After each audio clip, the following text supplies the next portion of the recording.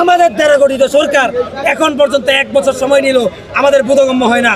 আমরা সবাইকে বলে দিতে চাই, জুলাই গণ অভ্যুত্থান যারা ভূমিকা পালন করেছিল তাদেরকে আহ্বান জানাতে চাই, আপনারা যদি আমাদের সাথে একত্রতা পোষণ না করেন আমরা ধরে নিব আপনারা কোনো ছলচাতুরি করছেন। আমরা সময় দিচ্ছি না, আমরা এখন থেকে অবস্থান করব। সরকার আমাদের সাথে বসতে হবে। জুলাই ঘোষণাপত্র নিয়ে আমরা এখান থেকে যাব। আমাদের বক্তব্য দীর্ঘায়িত করতে চাই না। আমরা চাই যদি আমাদেরকে কোনোভাবে বাধা দিতে হয়, আমাদেরকে কোনোভাবে বাধা দেয় এবং আমাদেরকে ঠিক পূর্বের ন্যায় বা যদি আমাদের হুমকি দেয়, আমরা আমাদের অবস্থান আরো শক্ত করতে বাধ্য হব। দেশের সকলকে বলতে চাই, আমরা কিন্তু জুলাই ঘোষণাপত্রের জন্য এসেছি। ঘোষণাপত্র না দেওয়ার অর্থ হচ্ছে নতুন ভাবে নতুন একটা স্বৈরাচার গঠন হওয়া।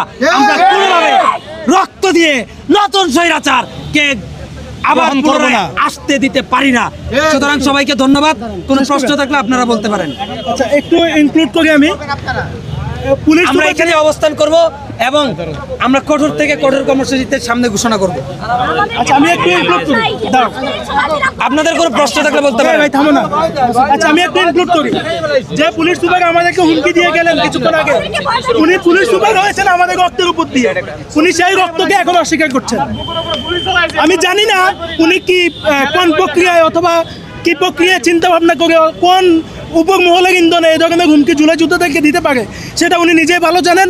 আশা করছি উনি এক যথাযথ জবাব দিবেন, অথবা আমরা আমাদের স্টেপ অবশ্যই ঘোষণা করা হয়েছে। আমরা এই বিষয়ে আমরা আন্দোলনের দিকে যেতে বাধ্য হব। আপনাদের কোনো প্রশ্ন থাকলে আপনারা করেন, আমরা জবাব দিব।